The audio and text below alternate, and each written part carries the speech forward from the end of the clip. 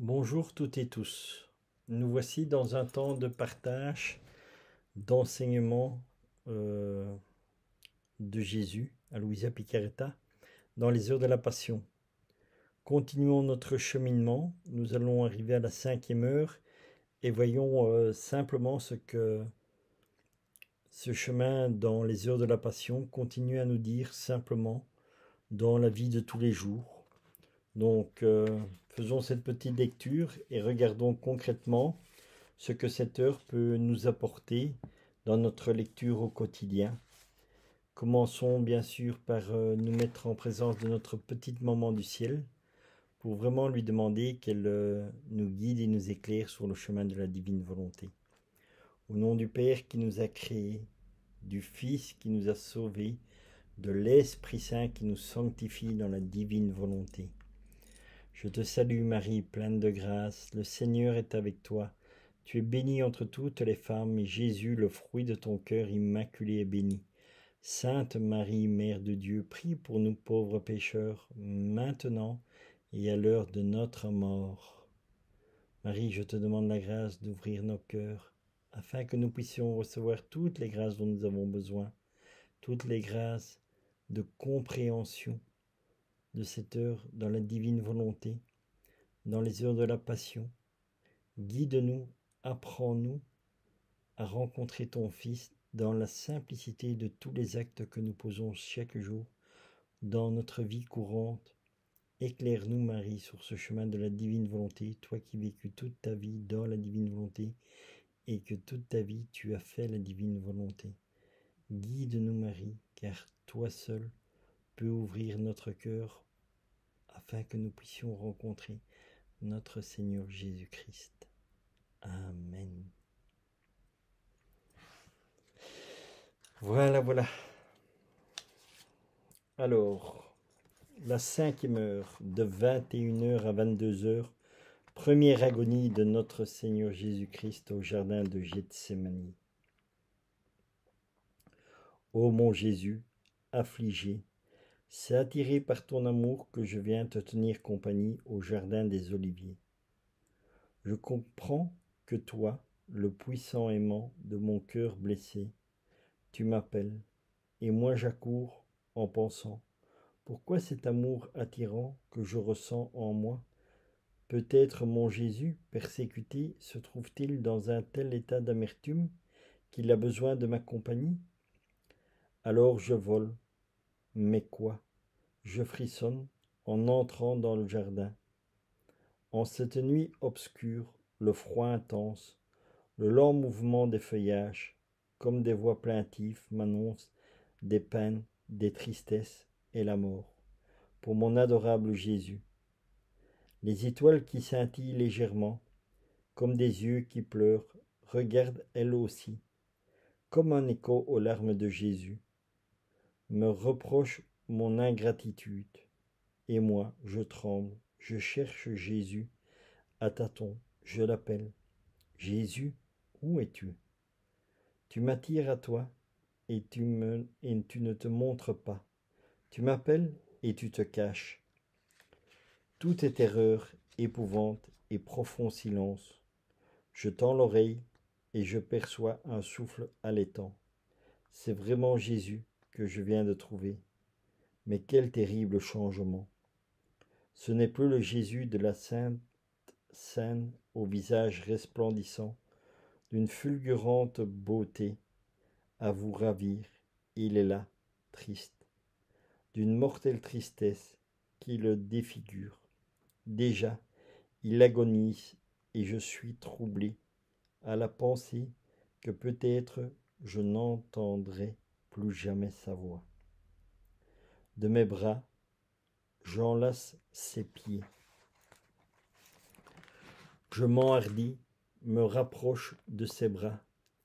De ma main, je soutiens son front et à voix basse, je l'appelle. Jésus, Jésus. Et lui, comme secoué par ma voix, me regarde et me dit, âme, tu es ici. Ah, je t'attendais. Et c'était cette souffrance qui m'opprimait le plus. Tous m'ont abandonné. C'est toi que j'attendais, pour que tu vois mes peines, pour que tu boives avec moi le calice de l'amertume, que mon Père céleste m'enverra, bientôt par son ange. Nous le boirons ensemble, parce que ce ne sera pas un calice de réconfort, mais de profonde amertume.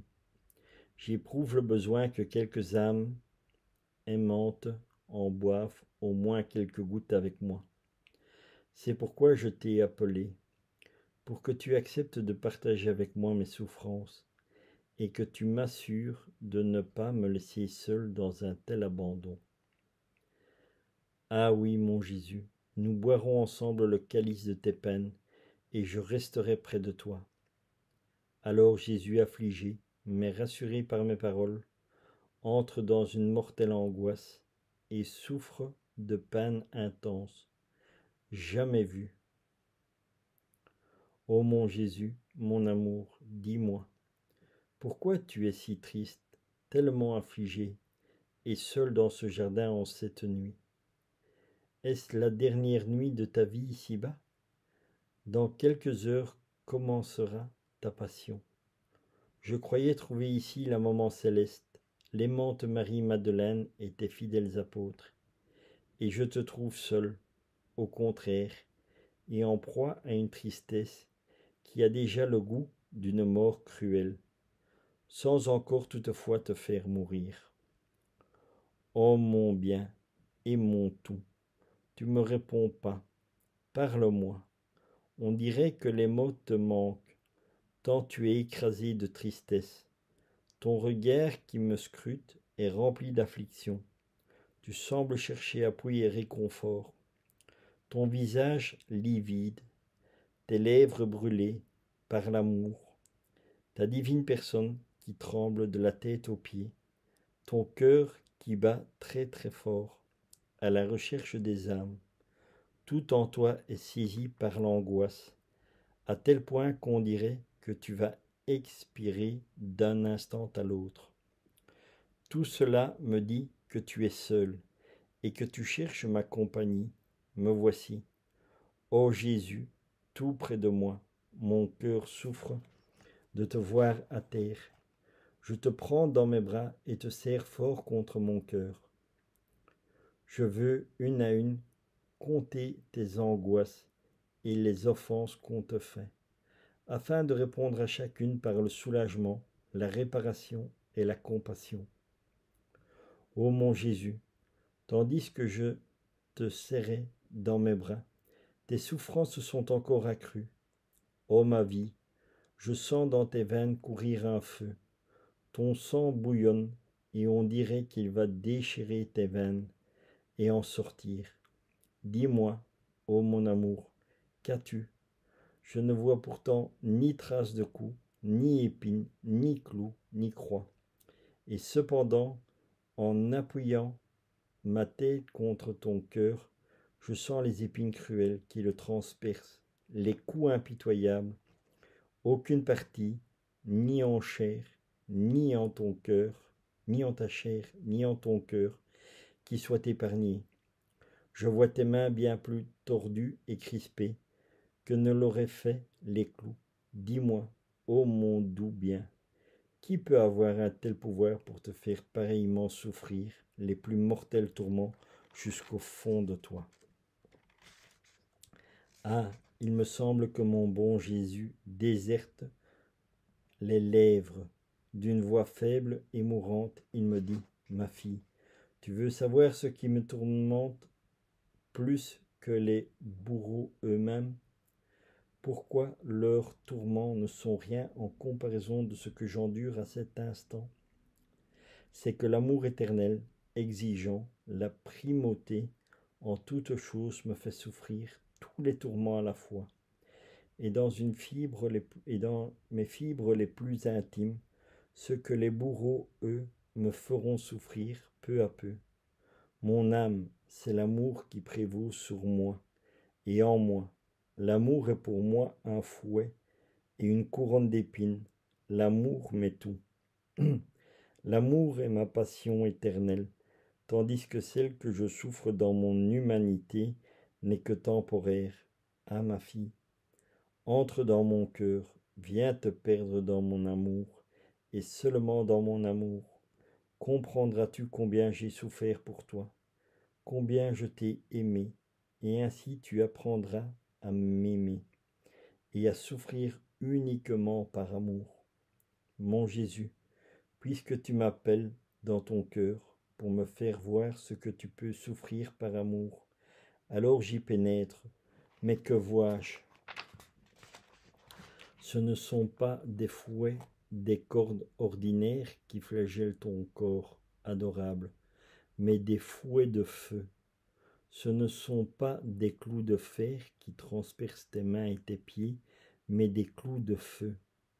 Tout est feu, feu qui pénètre jusqu'à la moelle de tes os et qui change en feu toute ta sainteté humaine. Cela te procure des peines indicibles et mortelles, certainement plus intenses encore que la passion elle-même. Elle se prépare déjà avec ton sang, un bain d'amour où les âmes qui le voudront se plongeront pour se laver de toute souillure. C'est ainsi qu'elles acquerront leur droit de fils et filles d'amour. Ô amour sans fin, je me sens confuse devant une telle immensité. Je prends conscience que pour pénétrer dans l'amour et le comprendre, il faudrait que je sois moi-même tout amour. Mon amour, je ne suis pas. Mais puisque tu désires ma compagnie et que tu veux que j'entre en toi, je te prie de me remplir totalement d'amour. Je te demande de couronner ma tête et chacune de mes pensées avec la couronne de l'amour. Je te supplie, ô mon bon Jésus, de me flageller avec les fouets de l'amour. Mon âme et mon corps, ma volonté et mes sentiments, mes désirs et mes afflictions, que tout en somme soit en moi flagellé et marqué du sceau de l'amour. Fais, ô amour infini, que rien en moi ne prenne vie sans amour. Ô Jésus, centre de tous les amours, je te supplie de clouer les mains et les pieds avec les clous de l'amour, afin que totalement cloué, amour je devienne, amour je comprenne, revêtu de l'amour, nourri par amour, que l'amour me tienne cloué contre toi, et que rien en moi ou en dehors de moi n'en détache ni ne m'en détourne. Amen. Voilà l'enseignement que nous recevons en cette 5e heure de la Passion de Jésus, et qui bien sûr est la première heure d'agonie de Jésus au jardin de Gethsémani. Qu'est-ce que cela peut nous parler concrètement dans notre vie? La souffrance de Jésus que Jésus a, en disant que quand nous voyons qu'il est défiguré, on peut prendre cela aussi, comment nous sommes quand nous péchons. Quand nous sommes en état de péché, notre être est défiguré, car au départ nous avons été créés divinement. Nous sommes entrés dans l'humanité et en étant humains avec notre volonté humaine, nous avons bien sûr hérité du péché originel d'Adam, et notre vie sur terre a comme conséquence que nous avons une inclination à faire le mal et à faire les mauvais choix. Si nous n'avons pas vraiment cette vie en Dieu, on prendra les mauvaises décisions parce que toutes les réflexions qu'on aura seront humaines et pas divines. Et c'est ça que le Seigneur souffre aussi au jardin de Gethsémani. En fait, toute cette souffrance qu'il est défiguré, c'est par tous les péchés que nous commettons. Et lui, comme il prend les péchés de l'humanité, ça s'est reflété vraiment sur son visage. Et c'est ça que Louisa a la grâce aussi de voir quand Jésus l'a fait venir vraiment au temps de Gethsémani, où il lui donne la grâce de voir tel qu'il était. Donc, dans cet état-là, voilà ce que nous sommes. Et ça nous donne aussi une occasion de nous faire comprendre, prendre conscience et réfléchir que si nous avons une vie sans Dieu, le jour où nous allons mourir, car bien sûr tout être humain meurt, quand nous arriverons de l'autre côté, si nous avons vécu notre vie sans Dieu, nous sommes aussi dans le jardin de Gethsémani d'une autre manière, dans le sens que quand nous allons voir de l'autre côté, nous allons voir en pleine connaissance de cause. Le Seigneur va éclairer notre âme et nous nous verrons dans l'état réel que nous sommes. Et tous ces états d'angoisse et de désolation, d'abandon, tout ça nous le vivrons et nous le sentirons, notre âme le ressentira. Donc toute cette lecture de texte peut vraiment nous faire comprendre que le jour où nous allons mourir, si nous n'avons pas eu la grâce et l'intelligence de demander à Dieu de vivre dans sa volonté, eh bien on aura beaucoup de difficultés.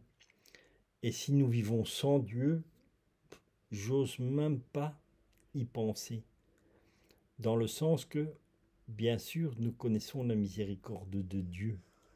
Mais en attendant même que nous ayons droit à sa miséricorde, parce que Dieu est tellement amour que voilà, il est prêt à tout nous pardonner, nous passerons vraiment, si nous vivons sans lui, donc toutes les personnes qui ne veulent pas rencontrer Dieu sur la terre ici et toutes ces histoires-là, le jour où ils mourront, ils seront dans cette obscurité, ils auront ces angoisses, ils auront cette désolation, parce qu'ils sont pas en Dieu. Ils n'ont pas la lumière, parce qu'ils n'ont pas Dieu. Jésus dit « Je suis la lumière ». Et quand nous lisons dans le prologue de Saint Jean, « Et la lumière, lui, dans les ténèbres ». Donc, si nous avons eu cette grâce dans la divine volonté de donner notre volonté humaine à Dieu et de dire en échange « Seigneur, donne-moi ta divine volonté », la lumière, elle est dans nos ténèbres. Le jour où nous allons mourir, nous n'aurons pas cet impact aussi fort sur nous parce que Dieu est en nous. Et c'est Dieu qui illuminera nos ténèbres, c'est Dieu qui nous accompagnera, c'est lui qui amènera la lumière. Mais comme nous avons aussi les grâces de tout ce qui est sacrement dans l'Église, et particulièrement le sacrement de la confession, et c'est pour ça que j'invite vraiment tout le monde à aller le plus régulièrement possible à la confession pour pouvoir être dans un état de grâce. Franchement. Et aussi, il faut bien se rendre compte d'une chose dans le sacrement de la confession. Il ne faut pas prendre une habitude d'y aller comme ça, comme si nous allions travailler ou comme si on fait la vaisselle ou quelque chose comme ça. Non, non. Parce que si nous allons dans cet esprit-là, la confession n'est pas valable. Si nous n'avons pas de repenti sincère, à quoi ça sert d'aller à la confession? Parce qu'il n'y a pas ce désir de changer. Donc, nous tombons dans un orgueil de scrupules. Et là, ça ne va pas non plus. Donc vraiment, quand nous allons à la confession, on peut aller régulièrement à la confession, on peut aller tous les mois, on peut aller toutes les semaines, on peut aller tous les jours, du moment qu'elle est faite sincèrement et que vous avez sincèrement envie de changer. Parce que si c'est pour faire bien, parce qu'il est dit qu'on doit le faire, mais que ce n'est pas fait dans l'amour, la charité et le repentir, ça ne sert à rien. Le Seigneur attend vraiment que nous venions auprès de lui et que nous lui demandions pardon sincèrement du cœur. Le Seigneur, on peut faire 10 000 boulettes dans notre vie. le Seigneur nous attend tout le temps. Tout le temps, il dit, reviens auprès de moi, je te pardonne. Quoi que tu fasses, je te pardonne parce que je t'aime. Mais il faut que nous ayons réellement ce repentir en nous. Et ça, c'est encore une des grandes grâces de la divine volonté, c'est que même quand nous, parfois, nous nous confessons, nous sommes vraiment dans un état où on va à la confession parce qu'on se dit, oui, parce que je dois y aller. Et nous n'allons pas par amour vraiment pour demander vraiment pardon à Dieu. Et ça, c'est la grande grâce, encore une fois, de la divine volonté. C'est qu'on dit au Seigneur, Seigneur, je te donne ma volonté, en échange, donne-moi la tienne qui est divine. Et c'est le Seigneur qui va venir en nous, qui va nous éclairer, et par sa grâce, nous allons vraiment avoir ce désir de demander réellement pardon. Et encore une fois, Jésus, il a vu que nous étions dans une imperfection, et il a dit, comme vous ne savez pas le faire tel que ce doit être fait, dans la divine volonté, je viens moi-même le faire en vous. Donc voilà l'importance de demander au Seigneur d'être dans la divine volonté, de vivre dans la divine volonté et d'apprendre ce qu'est la divine volonté et à poser les actes dans la divine volonté. Vraiment, c'est parce que nous, simplement, nous ne sommes capables de rien. Mais avec la grâce de Dieu, avec son amour, nous pouvons tout. Et ce n'est plus nous qui agissons, mais c'est Dieu qui agit en nous et qui va nous diviniser. Donc vraiment, allons avec confiance dans ce sacrement de la confession, de la réconciliation, parce que ça va nous éviter bien des ennuis, parce que malheureusement, on n'enseigne pas ce qui se passe après la mort.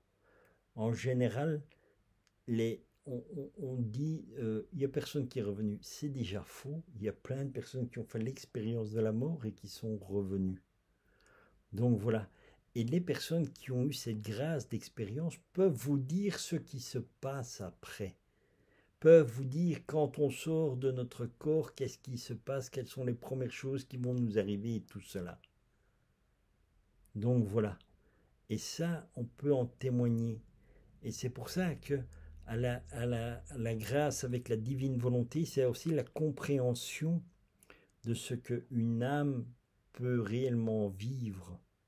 Et ça, c'est le simple partage que nous pouvons faire par l'expérience aussi déjà que nous avons fait de passer ce cap de la mort et de savoir qu'est-ce qui se passe après. Et voilà, et ici, vraiment, cette heure, ça correspond vraiment bien à ce qui se passe quand nous passons le cap de la mort. Donc, c'est valable pour la terre et c'est valable pour après. C'est ça qui est grandiose dans tout ce qui est les révélations de livres du ciel que Jésus donne les enseignements Luisa Picaretta. C'est tellement grand et infini puisque c'est Dieu. Et comme Dieu est infini, qui crée tout le temps, eh bien c'est ça que la divine volonté nous donne. La divine volonté nous donne toujours de comprendre de plus en plus profondément ce qu'est Dieu, ce qu'est la vie, ce que nous devons être avec le Seigneur. Parce que sans lui, on n'arrive à rien. Mais avec lui, nous avons tout. Et nous participons à tout. Alors aussi, ce qui cela nous donne aussi, si nous on veut le prendre sur un simple plan humain aussi, c'est que le Seigneur nous invite en méditant les heures de la Passion à réellement penser à ce que lui a vécu pendant la Passion. C'est lui-même qui l'enseigne, donc ce n'est pas des visions qui ont été données à quelqu'un, c'est Jésus lui-même qui raconte, lui personnellement, ce qu'il a vécu à ce moment-là. Et ça nous apporte aussi beaucoup de compréhension et de ce qui s'est réellement passé à ce moment-là. Et Jésus nous fait grâce dans la divine volonté de revivre ce temps avec lui. Parce que quand nous méditons la divine volonté, le Seigneur nous amène à cet endroit On n'en est pas conscient, on ne le voit pas, ni quoi que ce soit, parce que tout se fait aussi spirituellement.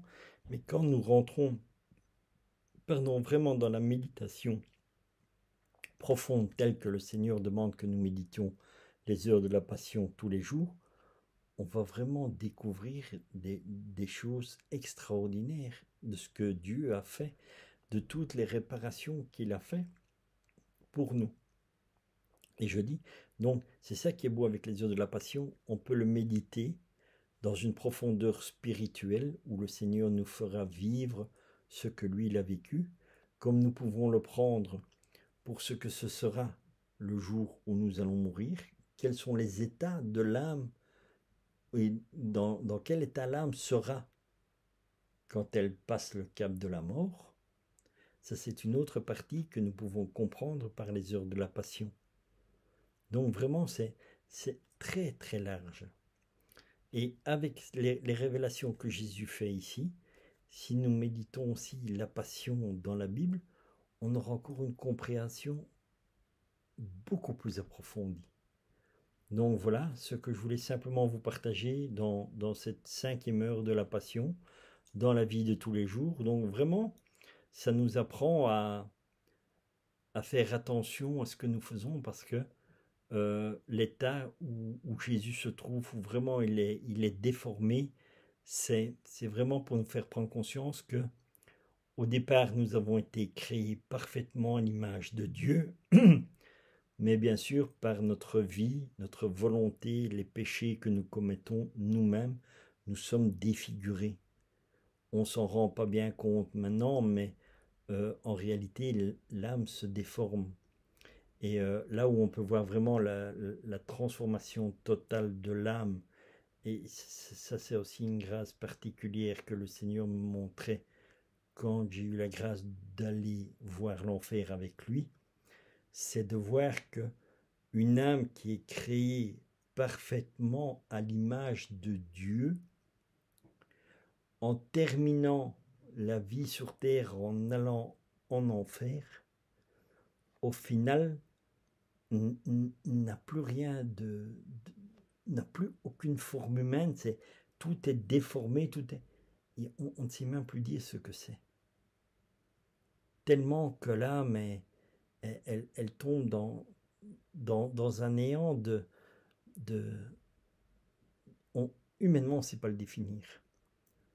Vous voyez un être humain et puis c'est comme si tout tombait en décomposition et vraiment ça n'a plus de forme, ça n'a plus rien. Ça devient dans une laideur mais immonde, dans une puanteur atroce. Et c'est ce que je dis, les grâces que nous avons de ça, c'est Seigneur, faites qu'il n'y ait personne qui tombe en enfer. Sauvez les âmes, Seigneur, parce que à nos pires ennemis, nous ne le souhaitons pas. Donc voilà donc l'importance de soyons enfants de Dieu, soyons des enfants de l'amour de Dieu et de la paix de Dieu. Et nous arriverons au ciel. Voilà la destination qui nous est réservée. Nous venons du ciel et nous retournons au ciel. Voilà la bonne résolution que nous devons prendre. Je propose qu'on termine maintenant ce petit temps de partage dans la divine volonté par une petite prière pour remercier le Seigneur de toutes les grâces que nous avons reçues dans ce temps de partage. Au nom du Père qui nous a créés, du Fils qui nous a sauvés, de l'Esprit Saint qui nous sanctifie dans la divine volonté. Notre Père qui es aux cieux, que ton nom soit sanctifié, que ton règne vienne, que ta très sainte volonté soit faite sur la terre comme au ciel. Donne-nous aujourd'hui notre pain de ce jour. Pardonne-nous nos offenses, Seigneur, comme nous pardonnons à ceux qui nous ont offensés. Et ne nous laisse pas entrer en tentation, mais délivre-nous du malin. Seigneur, je te rends grâce dans la divine volonté, pour toutes les grâces que nous avons reçues en ce temps de partage. Merci Seigneur pour toujours apporter la grâce de ton amour et de ta paix en nos cœurs et en nos âmes. Merci de nous diviniser chaque jour un peu plus, afin que nous puissions être à ton image Seigneur, que nous puissions vraiment avoir cette grâce d'entrer dans la divine volonté, que nos cœurs et nos âmes puissent être transformés, que nous puissions vraiment recevoir tout cet amour, Seigneur, que par cette grâce d'amour, après, cet amour puisse découler sur toute l'humanité, Seigneur, sur chaque personne que nous rencontrerons, que nous puissions partager la grâce de ta paix et de ton amour. Et je te rends grâce, Seigneur, et je te dis merci pour cela, car vraiment, nous vivons des temps très très difficiles sur la terre. Beaucoup de personnes sont dans le désespoir, Seigneur. Beaucoup de personnes ne te connaissent pas encore et ne connaissent pas ton amour. Mais Seigneur, dans ta divine volonté, touche le cœur de chaque être humain, Seigneur. Guéris-le. Apporte la paix et ton amour, Seigneur, car toi seul peux tout changer dans la divine volonté. Amen. À bientôt.